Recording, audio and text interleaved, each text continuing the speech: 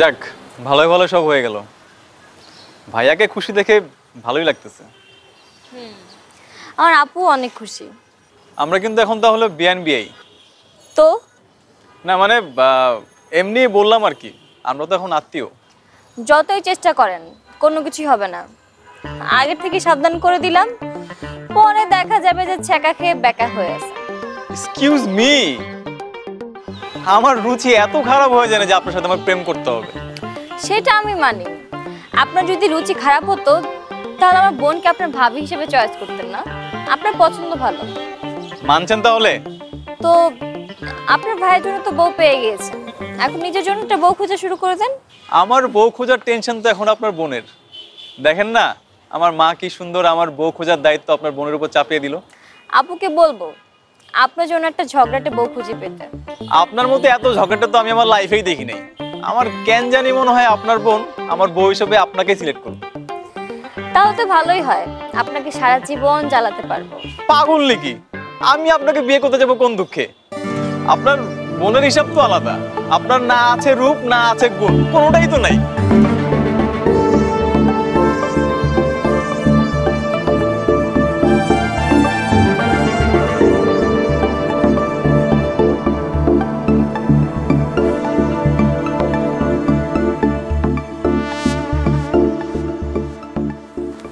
কিরে, মন খারাপ নাকি?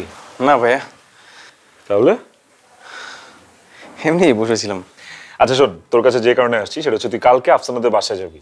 যে আফসানা আর ওর বোনের সাথে বসে বিয়ের card, catering, comedy centre, wedding photography এগুলো সবকিছু ফিক্স করবি। ওকে ভাইয়া আমি একা কেন, তুমিও চলো। দেখ, এমনি বিয়ের পুরোটা সপ্তাহ আমি অনেক বিজি থাকবো, আমি অফিসে, ফ্যাক্টরিতে কোথাও যেতে পারবো না। সো এর আগে ভাগে একটু কাজগুলো গুছিয়ে নিই। হ্যাঁ, কালকে আমার জন্য যাওয়া একদম ইম্পসিবল। আচ্ছা ভাইয়া তাহলে ঠিক আছে, তাহলে আমি কালকে গিয়ে তাহলে সব ফাইনাল করে আসবো।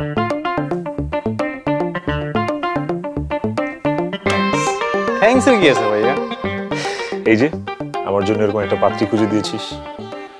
আমি চাইলেও নিজের জন্য এরকম একটা পাত্রী জোগাড় করতে পারতাম না। সব ক্রেডিট তোর। তোমার জন্য পাত্রী খুঁজেছি কে বললো? আমি তো আমার জন্য ভাবি খুঁজতেছি। আমি কি আর যারে তারে ভাবি ডাকতে পারি? ঠিক আছে ঠিক আছে, আচ্ছা কালকে মনে করে যাস কিন্তু। ঠিক আছে ভাই, ওকে।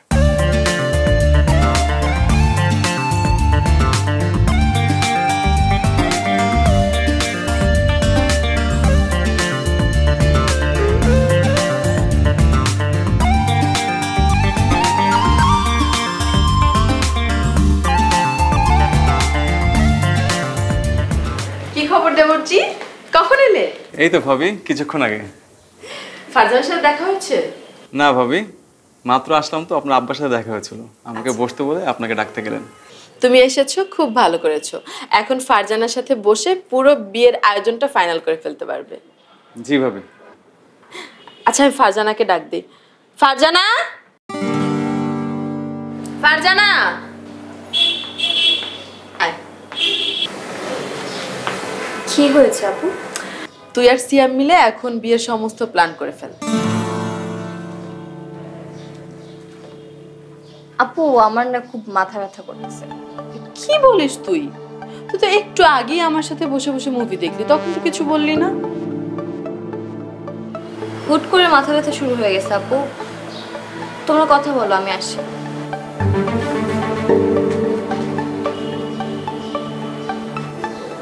ভাবি আমরা না হয় টুকটাক একটা প্ল্যান করে ফেলি, পরে না হয় সবাই বসে একটা সিদ্ধান্ত নেওয়া যাবে। আচ্ছা তুমি কি বিকেলে ফ্রি আছো? কেন ভাবি? ফারজানাকে নিয়ে বিকেলে বিয়ের কার্ডটা অর্ডার দিতে যেতে পারবে? কিন্তু ভাবি আপনার বোনের তো শরীর খারাপ। আরে বিকেল হতে হতে ঠিক হয়ে যাবে। তুমি বরং আমাদের সাথে লাঞ্চ করো, তারপর বিকেলে ফারজানাকে নিয়ে বের হবে। ঠিক আছে ভাবি। আচ্ছা তোমাকে তো চাই দেয়া হয় নাই। আচ্ছা আমি চা দিচ্ছি, হ্যাঁ বসো।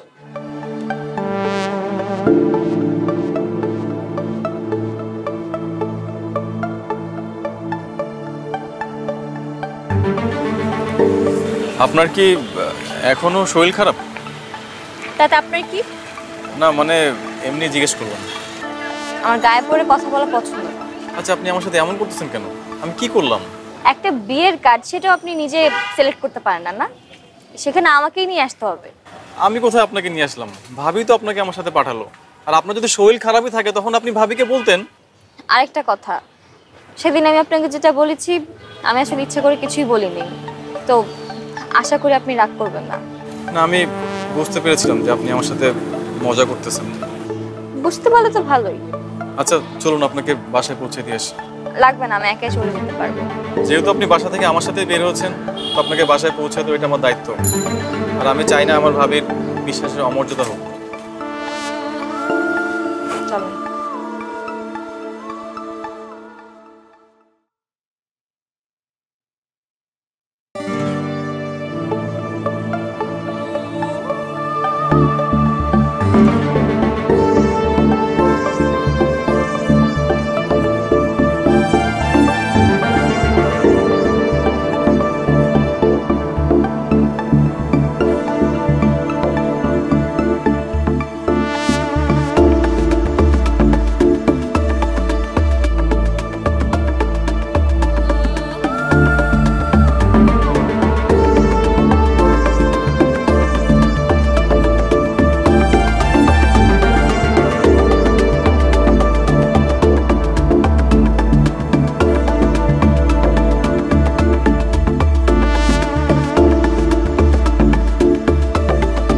এই ফারজানা, ফারজানা,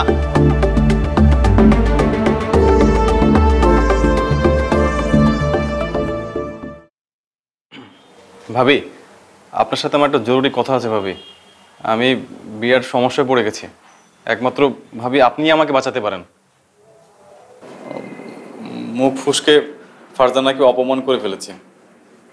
আমি জানি ফারজানা মনে মনে অনেক কষ্ট পেয়েছে, বাট ভাবি দেখেন আমি কিন্তু মন থেকে কিছু করি নাই ভাবি, এটা মুখ ফুসকে হয়ে গেছে।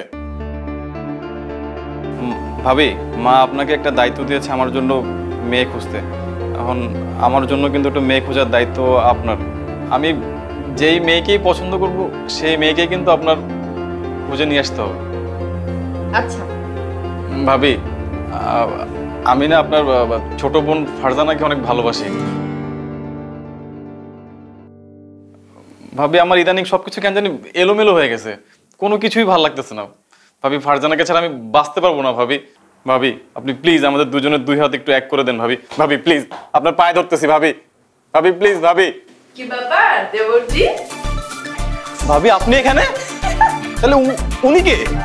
আমি। আপনি আপনি এখানে কেন? কারণ আমি আর আপু মিলে প্ল্যান করেছি যে আমরা দুলাভাইকে বোকা বানাবো, কিন্তু আপনি এখানে কোথা থেকে চলে আসলেন? তা আপনি এখানে বিয়ের শাড়ি পরে আপনি কি করতেছেন? ওমা, বিয়ের ড্রেস না পরলে দুলাভাইকে বোকা কিভাবে বানাবো? প্রথমে কেন বললেন না আপনি আমার ভাবি না? কারণ আপনি যেগুলো বলতেছিলেন আমার খুব ভালো লাগতেছিল শুনতে, এই জন্য আমি চুপচাপ বসে শুনতেছিলাম। আর সেদিন তো খুব কষ্ট দিয়ে কথাগুলো বলছিলেন, আর আজকে তো সবই সত্যি কথা বলে দিলেন। তাই বলে তো আমার দেবরকে এভাবে কষ্ট দেওয়াটা ঠিক হয় নাই। আপনি এর বিচার করেন ভাবি। হ্যাঁ, বিচার তো অবশ্যই হবে। বাংলাদেশ ভালোবাসা আইন 37-এর ক ধারায় আসামি ফারজানাকে দোষী সাব্যস্ত করে তার ভালোবাসার আঁচলে আজীবন আমার দেবর সিয়ামকে বেঁধে রাখার সশ্রম শাস্তি দেওয়া হলো। আমি এই বিচার মানি না, আমি উচ্চ আদালতে যাব। উচ্চ আদালত হাজির, তবে সেই বিচার কিন্তু আরো বড় হবে। মানে? আপনার কিন্তু বাপের বাড়ি যাওয়ার জামিন নামঞ্জুর হয়ে যেতে পারে। ঠিক আছে, তাহলে আর কি করার, আমি এই রায় মেনে নিচ্ছি। কি বাদী? মানে আমার দেবরজি, আপনি এই বিচারে খুশি তো? আসামির উচ্চ আদালতে শাস্তি হয়েছে, আমি অনেক খুশি। এই না হলে আমার ভাবি। দেখতে হবে না কার বউ, আমি কি তোরাই বাসর করবি নাকি? যা যা বেরো।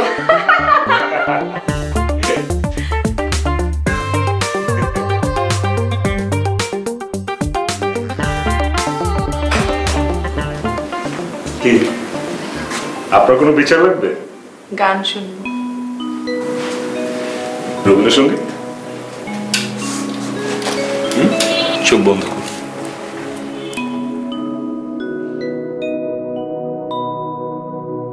ভালোবেসে সখী নিভৃতে যতনে আমার নামটি লিখো তোমার মনের মন্দিরে।